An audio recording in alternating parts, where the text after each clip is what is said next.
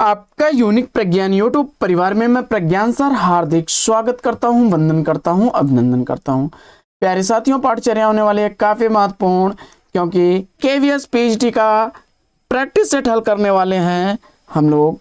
तो इस वीडियो को प्रारंभ करें इससे पूर्व अगर वीडियो को पहली बार देख रहे हैं तो चैनल पर नए हैं तो कृपया चैनल को सब्सक्राइब, वीडियो को लाइक और शेयर करना बिल्कुल ना भूलें। तो बिना समय गंवाए प्रारंभ करेंगे आज की पाठचर्या और देखते हैं आज की इस पाठचर्या का पहला प्रश्न। लता मंगेशकर किस क्षेत्र से संबंधित हैं, इसका आपको जवाब बताना है। और इस प्रश्न का सही जवाब आपने पार्श्व गायिका संगीत को चुना, तो बिल्कुल सही जवाब। भारत रत्न से भी इन्हें सम्मानित किया गया था। बढ़ते हैं अगले प्रश्न की तरफ और अगला प्रश्न है कि मरुभूमि के समाज में पानी को 3 रूपों में बांटा गया है, निम्नलिखित में से कौन सा रूप नहीं है। प्रश्न संख्या 2 का सही जवाब आपने सेलेक्ट कर लिया है खाड़ी पानी, विकल्प बी को, तो बिल्कुल सही जवाब। देखिए, मरुभूमि समाज में पानी के 3 रूप मिलते हैं, पालर पानी जो सीधे बरसात से मिलने वाला पानी होता है, और रेजानी पानी जो धरातल से नीचे उतरा हुआ पानी होता है, और पाताल पानी जो कुओं से निकाला जाता है। तो विकल्प बी इसका राइट आंसर हो जाएगा, यह उसका प्रकार या रूप नहीं है। अगला प्रश्न है कि बंगला में लिखी एक हिंदी में अनुदित एकमात्र पुस्तक आलो अंधारी की रचनाकार कौन है। प्रश्न संख्या 3 का सही जवाब आपने विकल्प बी को चुना, तो बिल्कुल सही जवाब बेबी हालदार की रचना है, विकल्प 20 का राइट आंसर है। अगला प्रश्न है कि कुंवर नारायण को किस रचना पर साहित्य अकादमी पुरस्कार दिया गया। प्रश्न संख्या 4 का सही जवाब आपने सेलेक्ट कर लिया है 1995 ईस्वी में उनकी रचना कोई दूसरा नहीं के लिए साहित्य अकादमी पुरस्कार दिया गया। अगला प्रश्न है कि हरिवंश राय बच्चन का जन्म वर्ष आपको बताना है, तो फटाफट चयनित करिए। मधुशाला, मधुबाला, मधुकलश, निशा निमंत्रण, बसेरे से दूर, 10 द्वार से सोपान तक जैसी रचनाएं करने वाले रचनाकार हरिवंश राय बच्चन का जन्म 27 नवंबर 1907 ईस्वी में हुआ था। विकल्प 20 प्रश्न का बिल्कुल सही जवाब। अगला प्रश्न है कि कुछ होगा अगर मैं बोलूंगा किसकी पंक्तियां हैं, और दिए गए विकल्पों में से आपने यह पंक्तियां आत्महत्या के विरुद्ध, सीढ़ियों में धूप, हंसो जल्दी हंसो जैसे रचनाओं की रचना करने वाले रचनाकार रघुवीर सहाय को चुन लिया है, तो बी विकल्प के साथ बिल्कुल सही जवाब। अगला प्रश्न है कि जिंदगी में जो कुछ है, जो भी है, सहर्ष स्वीकार है, यह पंक्तियां किसकी हैं, और जवाब में सेलेक्ट कर लिया गजानन माधव मुक्तिबोध को, तो विकल्प ए इस प्रश्न का बिल्कुल सही जवाब। अगला प्रश्न है कि कुछ कविताएं काव्य संग्रह के रचनाकार कौन है। कुछ कविताएं काव्य संग्रह किसके द्वारा लिखा गया है। प्रश्न संख्या 8 का राइट आंसर आपने शमशेर बहादुर सिंह को चुना, तो बिल्कुल सही जवाब। इतने पास अपने बात बोलेगी काल तुमसे होड़ है मेरी, सुकून की तलाश, टूटी बिखरी हुई, और कुछ और कविताएं, चूका भी नहीं हूं जैसी रचनाएं शमशेर बहादुर सिंह की हैं। अगला प्रश्न है कि छायावाद का सलाहकार पुरुष किस रचनाकार को कहा जाता है। छायावाद के सलाहकार पुरुष के रूप में जाने जाते हैं कुकुरमुत्ता, परिमल, सरोज स्मृति, राम की शक्ति पूजा जैसी रचनाओं के रचनाकार सूर्यकांत त्रिपाठी निराला, विकल्प 20 प्रश्न का बिल्कुल सही जवाब। अगला प्रश्न है कि रामचरितमानस में किस रस की प्रधानता है। रामचरितमानस में आपने शांत रस की प्रधानता चुन लिया है, तो बिल्कुल सही जवाब के साथ है विकल्प ए। अगला प्रश्न है कि गुले नगमा किसकी रचना है। गुले नगमा उर्दू भाषा के विख्यात साहित्यकार फिराक गोरखपुरी को चुनकर के आपने राइट आंसर दिया है। अगला प्रश्न है कि शहीद कहानी के कहानीकार कौन है। शहीद कहानी किसकी कहानी है। प्रश्न संख्या 12 का सही उत्तर आपने चयनित कर लिया है इसमें से उमा शंकर जोशी को, तो बिल्कुल सही जवाब विकल्प सी। महाप्रस्थान, अभिज्ञा, विश्व शांति, गंगोत्री, निशीथ जैसी इनकी रचनाएं हैं। अगला प्रश्न, भक्तिन महादेवी जी की रचना है, इसकी विधा क्या है। तो यह संस्मरण रेखा चित्र है, विकल्प ए इस प्रश्न का बिल्कुल सही जवाब। अगला प्रश्न है कि अकाल पुरुष गांधी शीर्षक में महात्मा गांधी के जीवन के माध्यम से नए धर्म की अवधारणा को किस साहित्यकार ने साकार किया है? प्रश्न संख्या 14 का सही जवाब आपने सेलेक्ट कर लिया है, विकल्प डी जैनेन्द्र कुमार को। तो राइट आंसर के साथ हैं आप। अगला प्रश्न है कि एक सरस और भाव प्रवण प्रेम कथा है, किस उपन्यास के विषय में यह कहा गया है? और आपने धर्मवीर भारती द्वारा लिखे गए गुनाहों का देवता को चुन लिया उपन्यास। तो बिल्कुल सही जवाब। पहलवान की ढोलक कहानी में कौन सा पात्र नहीं है, इसका आपको जवाब बताना है। और मुझे उम्मीद है कि इस प्रश्न का सही जवाब आपने चयनित किया होगा। उसने कहा था कहानी का पात्र चंदा शर्मा गुलेरी द्वारा लिखे गए लहना सिंह को। तो बिल्कुल सही जवाब, यह विकल्प डी इसका राइट आंसर हो जाएगा। अगला प्रश्न है कि आलोचना की पहली किताब किसकी आलोचना है? आलोचना की पहली किताब आलोचनात्मक ग्रंथ के रचनाकार विष्णु खरे हैं, विकल्प ए इस प्रश्न का बिल्कुल सही जवाब। भारत पाक विभाजन पर आधारित कहानी इसमें से कौन सी है? भारत पाक विभाजन पर आधारित कहानी आपने चयनित कर लिया इसमें से नमक को। तो बिल्कुल सही जवाब। नमक रजिया सज्जाद जहीर द्वारा लिखी गई भारत पाक विभाजन पर आधारित कहानी है, विकल्प 20 का राइट आंसर हो जाएगा। अगला प्रश्न है कि सीरीज के फूल निबंध के निबंधकार कौन है? सीरीज के फूल निबंध के निबंधकार आपको बताना है। प्रश्न संख्या 19 का सही जवाब आचार्य हजारी प्रसाद द्विवेदी को चुन करके आपने बिल्कुल सही उत्तर दिया है।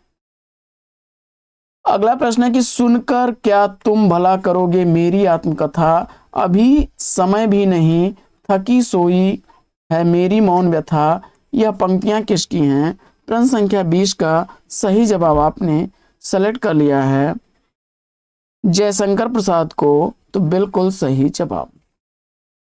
अगला प्रश्न,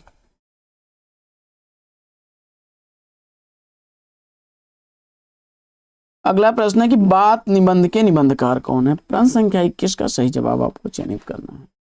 बात निबंध के निबंधकार कौन है? प्रश्न संख्या 21 का सही उत्तर आपने चयनित कर लिया प्रताप नारायण मिश्र को। तो विकल्प सी इस प्रश्न का बिल्कुल सही जवाब। अगला प्रश्न है कि काट का सपना कहानी के कहानीकार कौन है? प्रश्न संख्या 22 का सही जवाब आपने सेलेक्ट कर लिया है, विकल्प बी गजानन माधव मुक्तिबोध को। सही जवाब के साथ हैं। अगला प्रश्न है कि भोर का बावरा हेरी पहले बिछाता है आलोक की, लाल लाल कन्या, यह पंक्तियां किसकी हैं? प्रश्न संख्या 23 का सही उत्तर आपने अज्ञेय को चुना। तो विकल्प ए इस प्रश्न का बिल्कुल सही जवाब। अगला प्रश्न है कि छायावाद के बृहत्त्रयी तथा ब्रह्मा विष्णु महेश निम्नलिखित में से कौन नहीं है? प्रश्न संख्या 24 में बृहत्त्रयी में शामिल कौन नहीं है? महादेवी वर्मा होंगी, विकल्प डी इसका राइट आंसर है। अगला प्रश्न है कि प्रेम और श्रृंगार का ऐसा वर्णन जो बिना लज्जा और संकोच के सबके सामने पढ़ा जा सके, गोस्वामी जी का यह कथन किसका है? और दिए गए विकल्पों में से आपने आचार्य रामचंद्र शुक्ल को चुन करके बिल्कुल सही उत्तर दिया है, विकल्प बी। आगे, महादेवी वर्मा के यामा में कौन सी रचना संकलित नहीं है? प्रश्न संख्या 26 का सही जवाब आपने सेलेक्ट कर लिया है, विकल्प बी दीप शिखा को। तो बिल्कुल सही जवाब। अगला प्रश्न है कि बाण भट्ट की आत्मकथा की साहित्यिक विधा क्या है?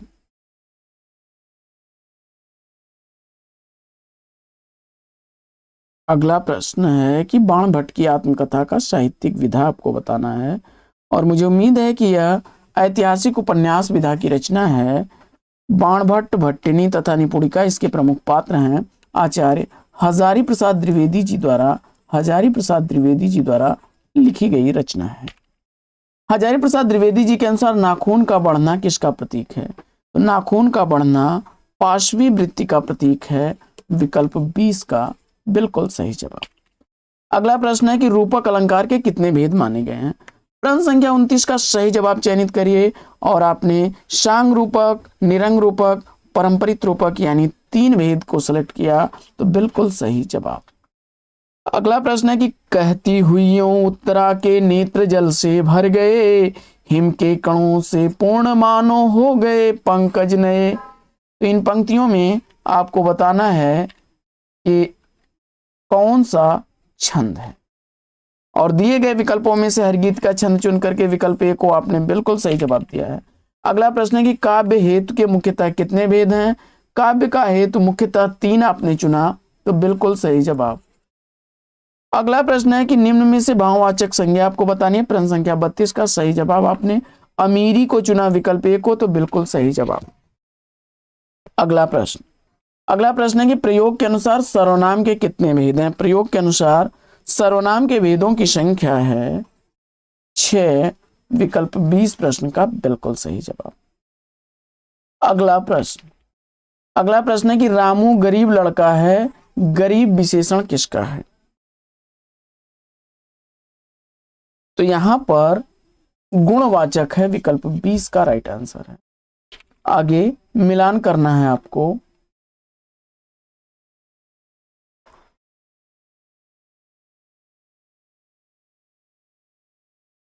तो स्थ्यर्थक पूर्ण अकर्मक क्रिया का रूप इसमें जो है वह रामू सो रहा है, और गत्यर्थक पूर्ण अकर्मक क्रिया में आपने सेलेक्ट कर लिया लड़का तालाब में तैरता है। एक कर्मक क्रिया आपने सेलेक्ट कर लिया है लड़का पुस्तक पढ़ता है, और द्विकर्मक क्रिया में आपने माँ बच्चे को फल देती है, तो बिल्कुल सही जवाब।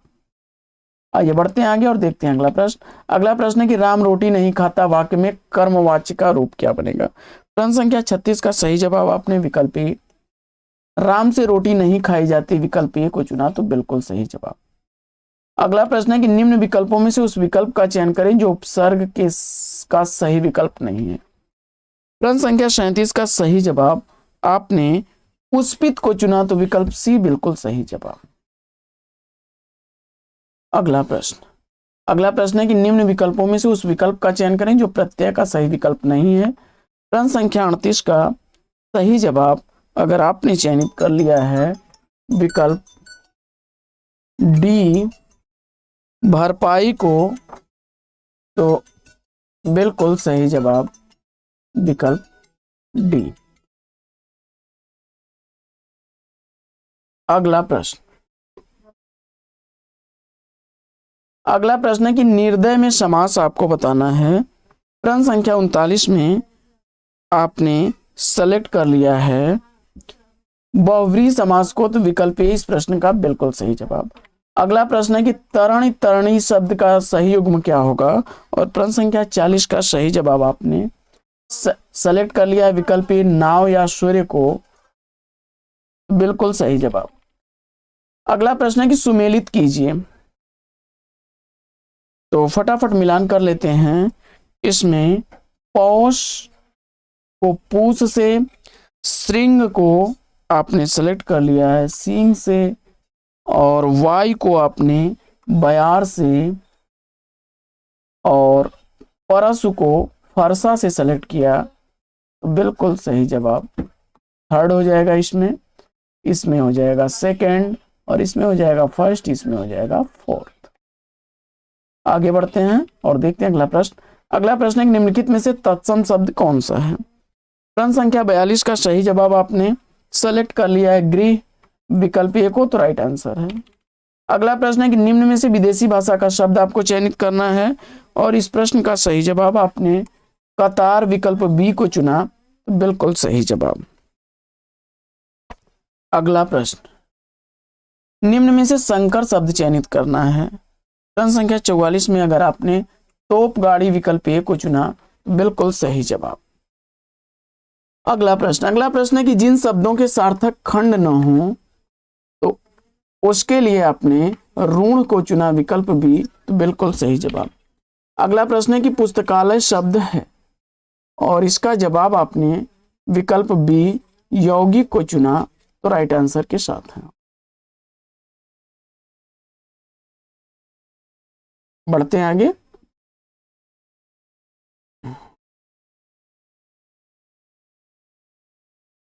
अगला प्रश्न है कि निम्न में से योग ऋण शब्द आपको बताना है। प्रश्न संख्या 47 का सही जवाब अगर आपने चुन लिया है विकल्प सी लंबोदर को, तो राइट आंसर के साथ हैं आप।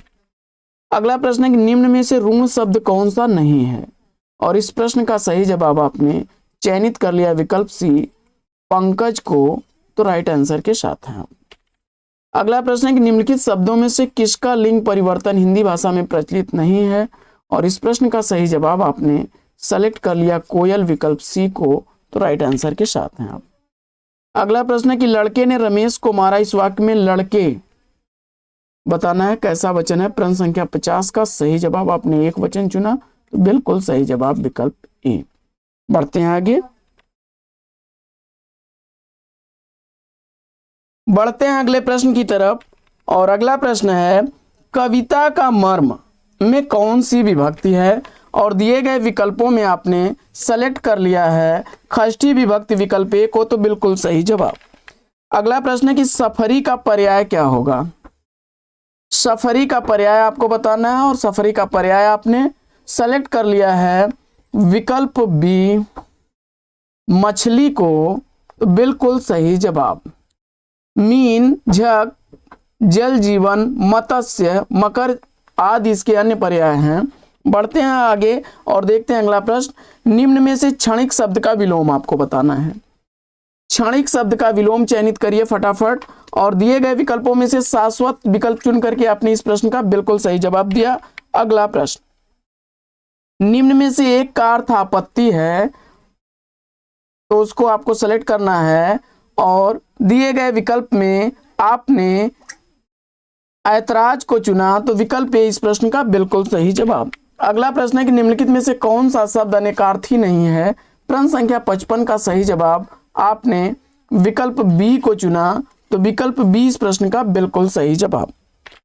अगला प्रश्न है कि निम्नलिखित में से कौन सा युग्म शब्द शुद्ध है। प्रश्न संख्या 56 का सही जवाब अगर आपने सेलेक्ट कर लिया विकल्प ए आना जाना को, तो राइट आंसर के साथ हैं आप। अगला प्रश्न है कि बिंबवाद के प्रवर्तक का श्रेय किसको दिया गया है।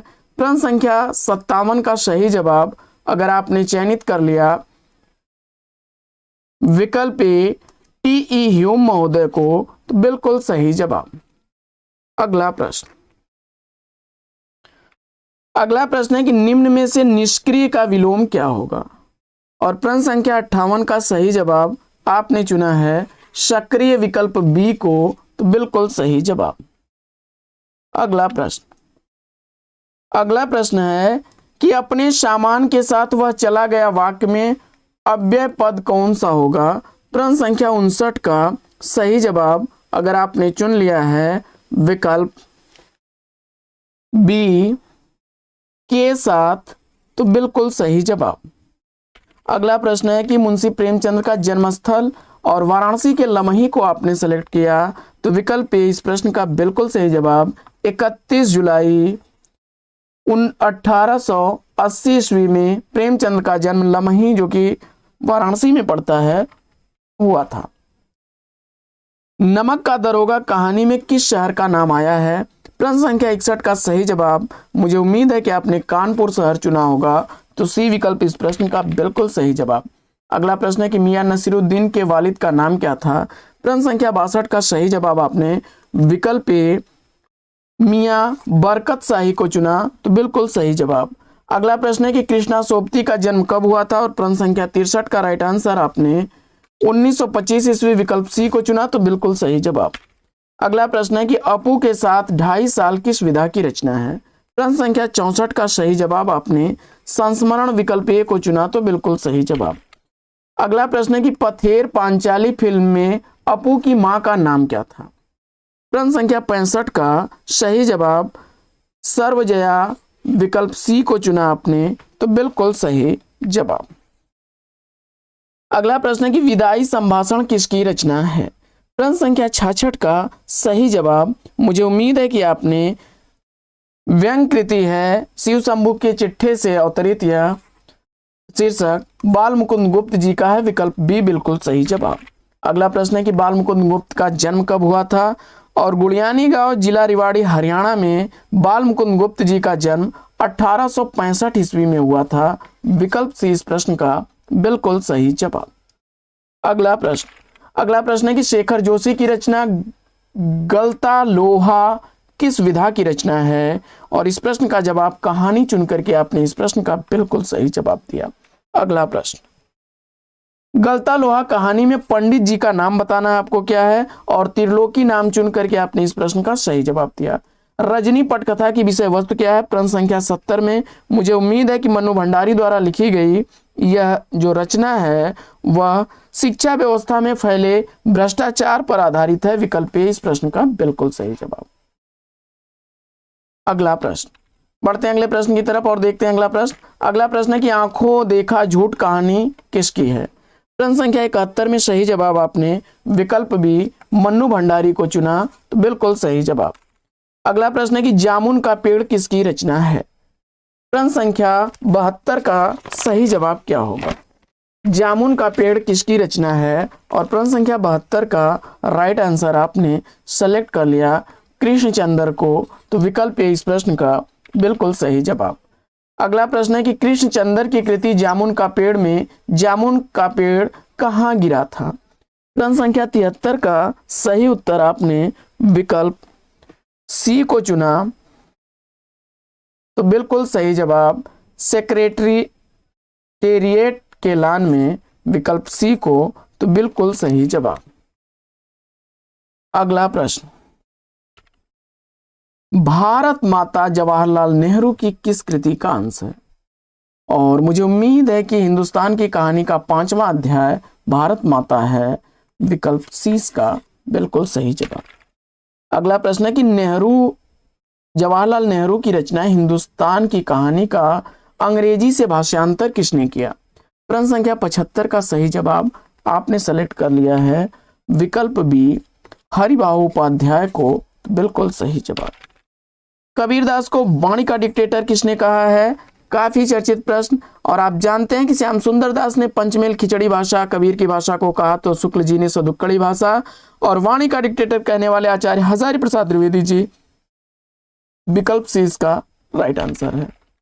अगला प्रश्न है कि मीरा का जन्म स्थान आपको बताना है। आप जानते हैं कि मीरा का जन्म मारवाड़ कुकड़ी में हुआ था। विकल्प सी इस प्रश्न का बिल्कुल सही जवाब। अगला प्रश्न है कि असुवन जल सींच सींच प्रेम बेली बोयो, यह पंक्तियां किस रचनाकार की हैं, और जवाब में आपने मीराबाई को चुना, तो बिल्कुल सही जवाब विकल्प बी। अगला प्रश्न है कि मीरा की कृष्ण की उपासना किस रूप में करती हैं। प्रश्न संख्या 79 का सही जवाब आपने विकल्प सी पति को चुना, तो बिल्कुल सही जवाब। अगला